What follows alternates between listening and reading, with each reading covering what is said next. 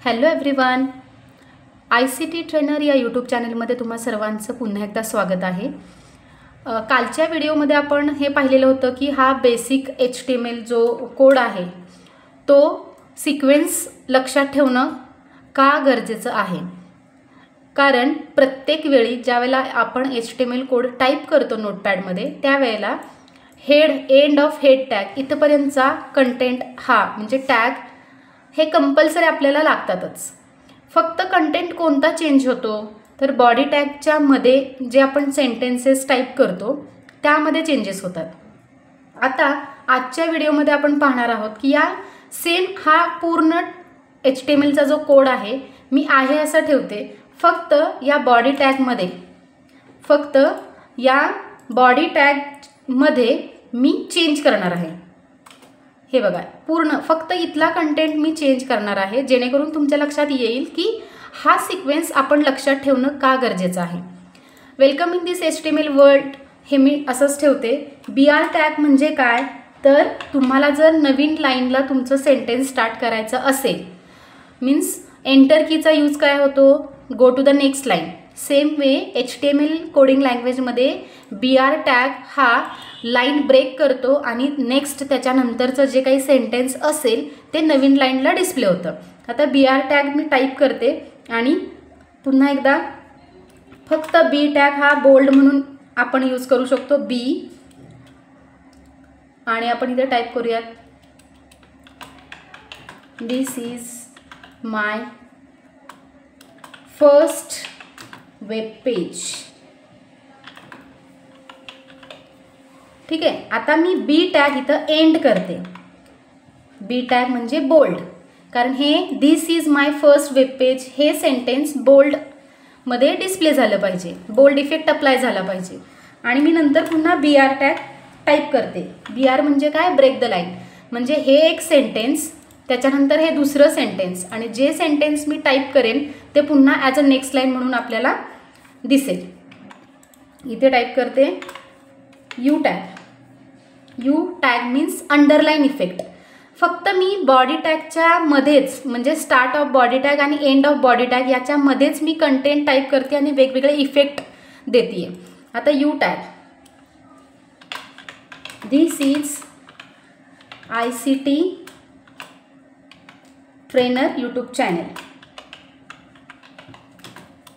Trainer YouTube channel, आणि U tag मी end करते म्हणजे काय, फक्त या सेंटेन्सला अंडरलाईन इफेक्ट दिसणार आहे। This is ICT trainer YouTube channel याला फक्त अंडरलाईन इफेक्ट अप्लाय होणार आहे का तर या सेंटेन्सच्या अगोदर मी U टॅग टाईप केलेला आहे आणि एंड चॅनल नंतर एंड केलेला आहे U टॅग, म्हणून फक्त या एका सेंटेन्सला अंडरलाईन इफेक्ट डिस्प्ले होईल। आता याच्यानंतर इटॅलिक इफेक्ट, मग I tag, I stands for italic, for more updated videos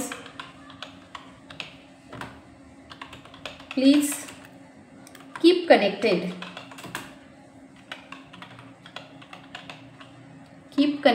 with this channel।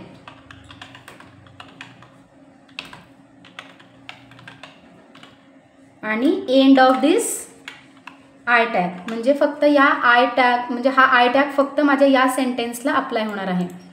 आता इथे मी पुन्हा BR टॅग टाईप करते कारण हे next sentence as a display झालं पाहिजे। आता तुम्हाला नेहमीप्रमाणे माहिती आहे की हे बघा, या हेडपर्यंत मी काही चेंज केलेलं नाही आहे, फक्त बॉडी टॅग मधील हा कंटेंट फक्त मी चेंज केलेला आहे। End of body tag, end of HTML tag प्रत्येक वेळेला आपल्याला हे गरजेचं आहे। आता ही फाईल मी सेव्ह करते। तुम्हाला तर नेहमी माहितीच आहे की आपण कशा पद्धतीने फाईल सेव्ह करतो। फाईल सेव्ह ॲज, आता मी ते bold.html आणि मी D ड्राईव्हमध्ये माझी फाईल सेव्ह केलेली आहे, सेव्ह। आता मी पुन्हा सर्च बॉक्समध्ये रन टाईप करते।